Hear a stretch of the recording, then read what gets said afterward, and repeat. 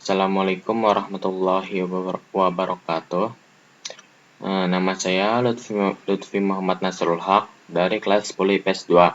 Di sini saya akan menjelaskan materi bab 4, yaitu hubungan pemerintah pusat dan daerah menurut Undang-Undang Dasar Negara Republik Indonesia tahun 1945. Yang meliputi yang A, yang pertama, saya akan menjelaskan yang pertama itu yang A, otonomi daerah menurut Undang-Undang Dasar Negara Republik Indonesia tahun 1945. Yang B, kewenangan pemerintah pusat. Yang C, pemerintah daerah. Yang D, hubungan pemerintah pusat dan pemerintah daerah. Oke. Nah, ini salah satu contohnya. Ya, kita tahu ini adalah gambar Candi Borobudur. Dan ini terletak di Jawa Tengah ya, tapi saya lupa gitu daerah yang mana. Dan ini merupakan objek wisata yang menjadi kewenangan daerah tersebut ya, daerah itu sendiri. Dan ini juga merupakan bagian dari hubungan pemerintah pusat dan daerah. Oke, lanjut. Yang A, yang pertama saya akan menjelaskan tentang otonomi daerah menurut Undang-Undang Dasar Negara Republik Indonesia tahun 1945. Pengertiannya yaitu kewenangan untuk mengatur atau mengurus sendiri atau kewenangan untuk membuat aturan guna mengurus rumah tangga sendiri. Jadi tanpa campur tangan pemerintah pusat. Nah, gitu. Tujuannya yaitu meningkatkan pelayanan publik dan memajukan perekonomian daerah. Dasar hukumnya ada di Undang-Undang Dasar Negara Republik Indonesia tahun 1945, yaitu Undang-Undang Nomor 23 tahun 2014 dan Undang-Undang Nomor 9 tahun 2015. Prinsip otonomi daerah itu ada 3, prinsip otonomi dinamis, prinsip otonomi nyata, prinsip otonomi yang bertanggung jawab. Oke, lanjut. Di sini ada asas-asas otonomi daerah. Terbagi 3. Yang pertama ada asas desentralisasi. Desentralisasi merupakan penyerahan wewenang pemerintahan kepada daerah otonom untuk mengatur dan mengurus urusan pemerintahan dalam sistem negara kesatuan Republik Indonesia. Yang kedua, ada asas dekonsentrasi. Dekonsentrasi adalah pelimpahan wewenang pemerintah oleh pemerintahan kepada gubernur sebagai wakil pemerintah atau kepada instansi vertikal di wilayah tertentu. Yang ketiga, ada asas tugas pembantuan. Menurut pasal 1 ayat 10 Undang-Undang Nomor 23 tahun 2014, tugas pembantuan adalah penugasan dari pemerintah kepada daerah, provinsi, kabupaten atau kota, atau desa untuk melaksanakan tugas-tugas tertentu. Oke, lanjut. Yang B, kewenangan pemerintah pusat. Fungsi pemerintahan pusat ada 3. Fungsi pelayanan, fungsi pengaturan, dan fungsi pemberdayaan. Fungsi layanan. Fungsi layanan itu maksudnya itu pelayanan dilakukan tanpa contohnya itu Fungsi pelayanan itu contohnya itu kayak pelayanan dilakukan tanpa diskriminasi terhadap semua orang dan semua orang itu memiliki hak yang sama. Yang kedua, fungsi pengaturan. Meliputi yang pertama menyediakan infrastruktur ekonomi, yang kedua menyediakan barang dan jasa kolektif, yang ketiga menjembatani konflik dalam masyarakat, yang keempat menjaga stabilitas ekonomi, yang kelima menjamin akses minimal setiap individu terhadap barang dan jasa. Yang ketiga fungsi pemberdayaan. Melalui fungsi pemberdayaan ini, pemerintah menjadi fasilitator dan motivator untuk membantu masyarakat meningkatkan kemampuan dalam menghadapi persoalan hidup. Oke, sekarang kita udah di peran pemerintah pusat. Terbagi tiga. Yang pertama, urusan pemerintahan absolut yang meliputi urusan politik luar negeri, pertahanan, keamanan, moneter, dan fiskal nasional, justisi, dan agama. Yang kedua, urusan pemerintah konkuren, yaitu urusan pemerintahan ini dibagi antara pemerintah pusat, daerah provinsi, dan daerah kabupaten atau kota. Yang ketiga, urusan pemerintahan umum. Urusan pemerintahan umum ini menjadi kewenangan presiden sebagai kepala pemerintahan. Nah, yang C, pemerintah daerah. Aspek kewenangan pemerintah daerah ini meliputi pembangunan, tata ruang, ketertiban umum, sarana dan prasarana umum, kesehatan, pendidikan, lingkungan hidup, ketenagakerjaan, dan masalah sosial. Yang di sampingnya, kewenangan pemerintah daerah terhadap asas penyelenggaraan meliputi kepastian hukum, kepentingan umum, keterbukaan, proporsionalitas, profesionalitas, akuntabilitas, efisiensi, efektivitas, dan keadilan. Satuan khusus dan istimewa pemerintahan daerah. Yang pertama ada daerah khusus ibu kota Jakarta, yang kedua daerah istimewa Yogyakarta, yang ketiga Provinsi Aceh, yang keempat otonomi khusus Papua. Yang D, hubungan pemerintah pusat dan pemerintah daerah. Ada dua ya, terbagi dua. Yang pertama hubungan struktural. Hubungan struktural adalah hubungan antara pemerintah pusat dan daerah yang menitik beratkan pada struktur atau hubungan kelembagaan. Yang kedua, hubungan fungsional. Hubungan fungsional adalah hubungan antara pemerintah pusat dan daerah yang menitik beratkan pada fungsi atau pelaksanaan kewenangan hubungan pusat dan daerah. Nah, hubungan struktural meliputi satu, hubungan struktural eksekutif dengan pemerintah daerah. Yang kedua, hubungan struktural pemerintah pusat dan pemerintah daerah dalam pembentukan perangkat daerah. Nah, hubungan fungsional pemerintah pusat dan daerah terletak pada visi, misi, tujuan, dan fungsinya. Kriteria penyelenggaraan urusan pemerintahan. Nah, ada eksternalitas, akuntabilitas, dan efisiensi.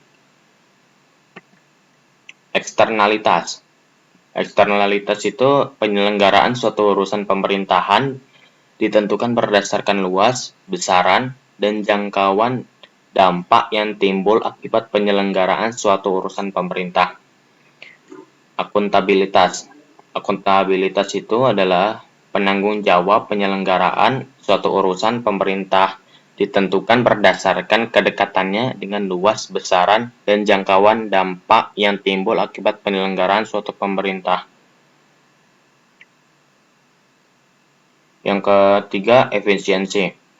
Efisiensi merupakan penyelenggaraan suatu urusan pemerintahan ditentukan berdasarkan perbandingan tingkat daya guna paling tinggi yang dapat diperoleh. Oke, kita lanjut. Nah, hubungan struktural dan fungsional pemerintah pusat dan daerah. Yang A, desentralisasi atau otonomi daerah dalam konteks Negara Kesatuan Republik Indonesia. Latar belakang pelaksanaan otonomi daerah. Pelayanan terhadap rakyat tidak mungkin terpusat pada satu pemerintahan, misalnya pemerintah pusat, tetapi harus didistribusikan pada pemerintah daerah.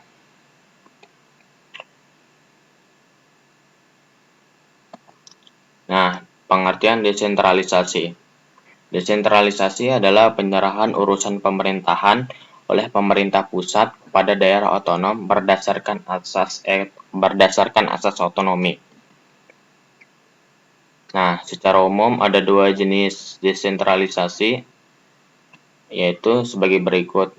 Menurut Dwi Yowidjoto tahun 2000, yaitu ada dua jenis, yaitu desentralisasi teritorial dan yang kedua desentralisasi fungsional. Nah, Bagirmanan menyebutkan bahwa desentralisasi mengandung segi positif dalam penyelenggaraan pemerintahan baik dari sudut politik, ekonomi, sosial, budaya, maupun pertahanan keamanan. Di sisi lain, J.K. Ho menyebutkan salah satu kelemahan desentralisasi adalah besarnya organ-organ pemerintahan menyebabkan struktur pemerintahan bertambah kompleks yang mempersulit koordinasi. Nah, yang ketiga, hubungan desentralisasi dengan otonomi daerah. Hubungan desentralisasi dengan otonomi daerah.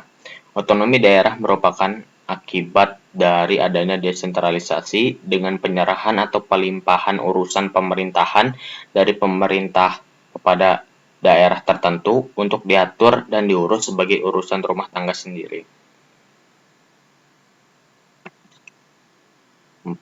Pengertian otonomi daerah. Menurut Undang-Undang Nomor 23 Tahun 2014 tentang Pemerintahan Daerah, otonomi daerah adalah hak, wewenang, dan kewajiban daerah otonom untuk mengatur dan mengurus sendiri urusan pemerintahan dan kepentingan masyarakat setempat dalam sistem NKRI.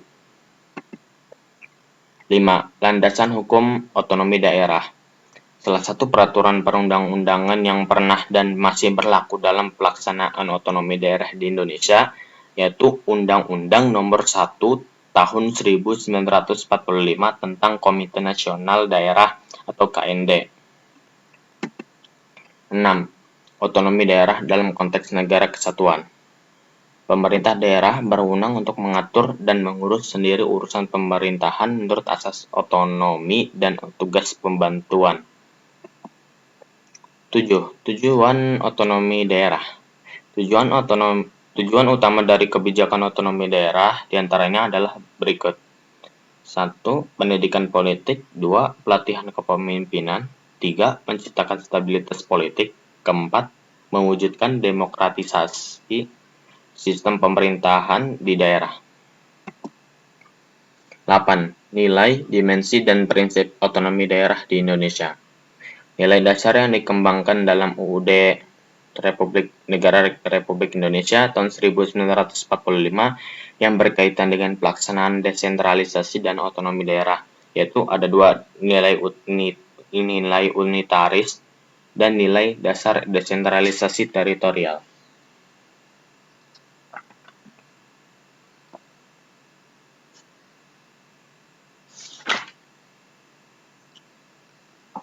Nilai unitaris yaitu nilai yang diwujudkan dalam pandangan bahwa Indonesia tidak mempunyai kesatuan pemerintahan lain di dalamnya yang bersifat negara, yang berarti kedaulatan yang melekat pada rakyat, bangsa, dan negara Republik Indonesia tidak akan terbagi di antara kesatuan-kesatuan pemerintahan. Nah, yang kedua ini nilai dasar desentralisasi teritorial.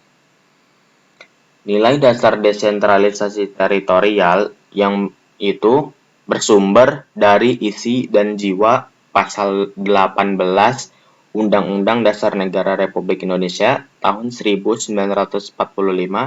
Berdasarkan nilai ini, pemerintah diwajibkan untuk melaksanakan politik desentralisasi dan dekonsentrasi di bidang ketatanegaraan. Nah, nilai yang ke-8, nilai dimensi dan prinsip otonomi daerah di Indonesia. Dimensi otonomi daerah, ada dimensi politik, dimensi administratif, dan dimensi daerah, kabupaten, atau kota.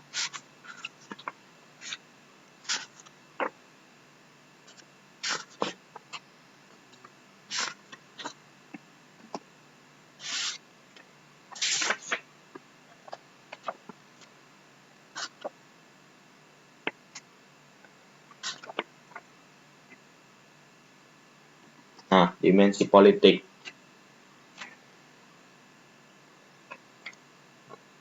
Dimensi politik itu dipandang kurang mempunyai fanatisme kedaerahannya. Dimensi politik itu kurang mempunyai fanatisme kedaerahan sehingga risiko gerakan separatisme dan peluang berkembangnya aspirasi federalis relatif minim. Kalau dimensi administratif itu penyelenggaraan pemerintahan dan pelayanan kepada masyarakat relatif dapat lebih efektif. Dimensi kabupaten atau kota adalah daerah ujung tombak pelaksanaan pembangunan sehingga kabupaten atau kota lah yang lebih tahu kebutuhan dan potensi rakyat di daerahnya. Lanjut, prinsip otonomi daerah. Prinsip otonomi daerah terbagi 3, otonomi seluas-luasnya, otonomi nyata, dan otonomi bertanggung jawab. Otonomi nyata adalah otonomi secara nyata diperlukan sesuai dengan situasi dan kondisi objektif di daerah. Sedangkan yang otonomi seluas-luasnya adalah pelaksanaan otonomi selalu menjadi sarana dan dorongan untuk lebih baik dan maju supaya bisa memajukan daerah setempat, daerah tersebut. Nah, yang otonomi bertanggung jawab ini merupakan pemberian otonomi diupayakan untuk memperlancar pembangunan di seluruh pelosok tanah air.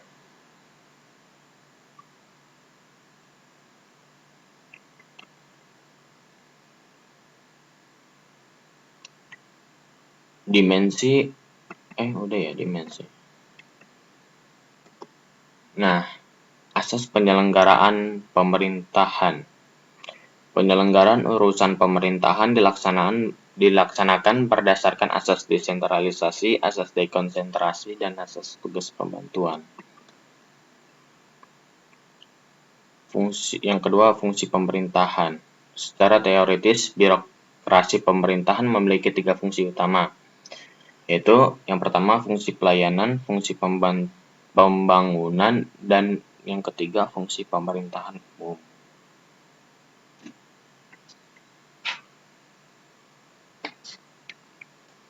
Fungsi pelayanan dilakukan dalam rangka memenuhi kebutuhan masyarakat dengan cara tidak diskriminatif dan tidak memberatkan dengan kualitas yang sama.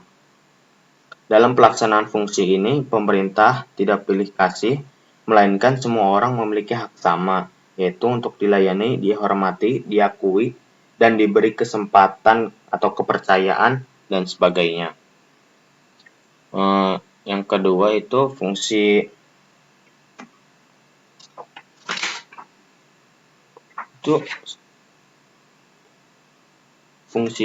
pembangunan atau fungsi pengaturannya.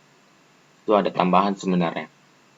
Nah, fungsi pembangunan atau pengaturan ini menekankan bahwa pengaturan tidak hanya kepada rakyat tetapi kepada pemerintahan sendiri. Artinya dalam membuat kebijakan lebih dinamis yang mengatur kehidupan masyarakat sekaligus meminimalkan intervensi negara dalam kehidupan bermasyarakat. Jadi fungsi pemerintahan ini adalah untuk mengatur dan memberikan perlindungan kepada masyarakat dan menjalankan hidupnya sebagai warga negara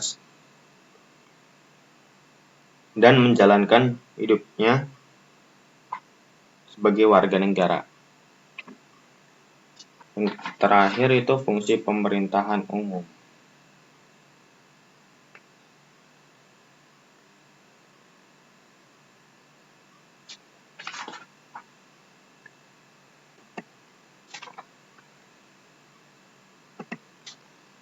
Oke. Yang ketiga, urusan pemerintahan. Urusan pemerintahan menurut undang-undang. Ada 3, urusan pemerintahan absolut, urusan pemerintahan konkuren, urusan pemerintahan umum.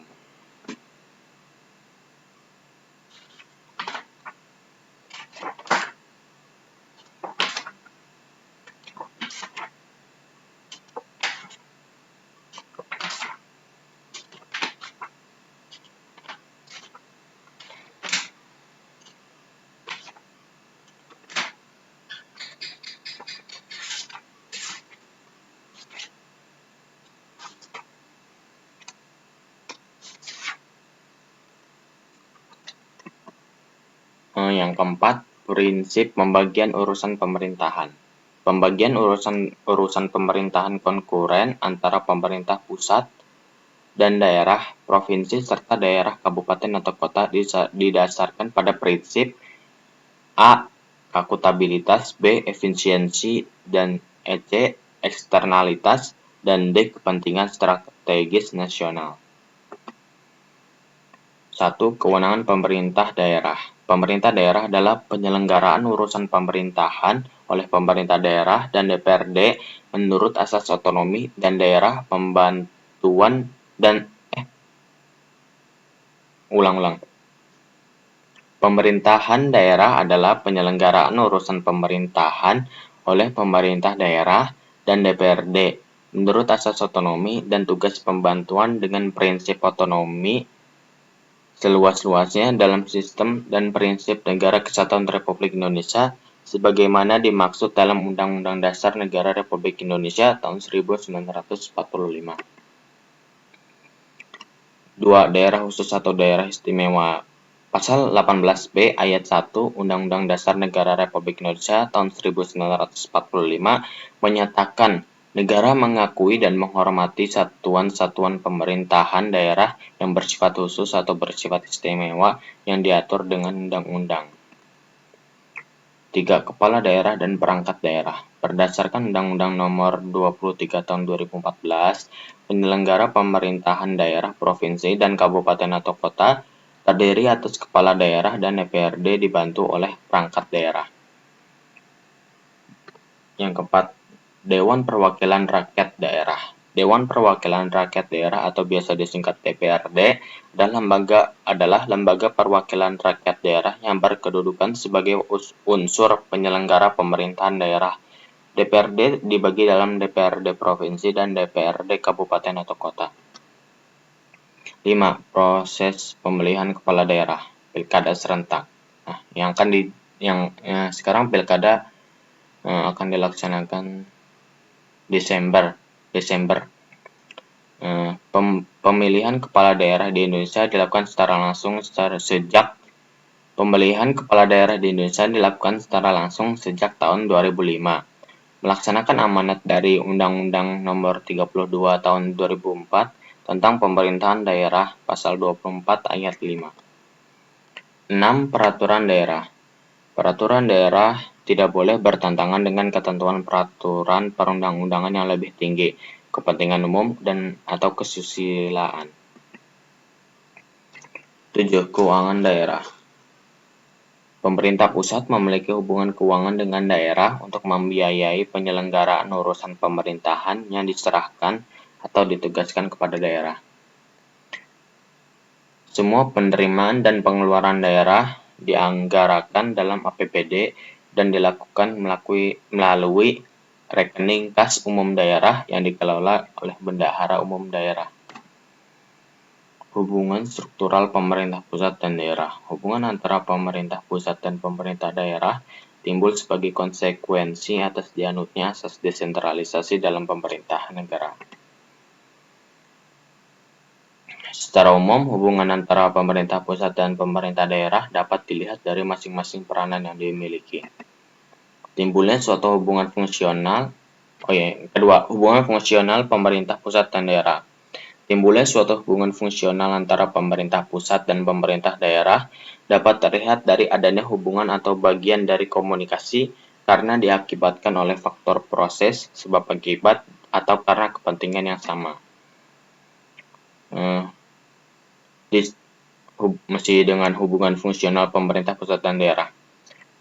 Distribusi kewenangan dalam mengelola urusan pemerintahan yang efisien dan efektif antar tingkat pemerintahan mengacu pada kriteria yang pertama eksternalitas, akuntabilitas, dan efisiensi. Nah, sekian presentasi saya dalam materi bab 4 PKN ini. Kurang lebihnya mohon maaf. Wassalamualaikum warahmatullahi wabarakatuh.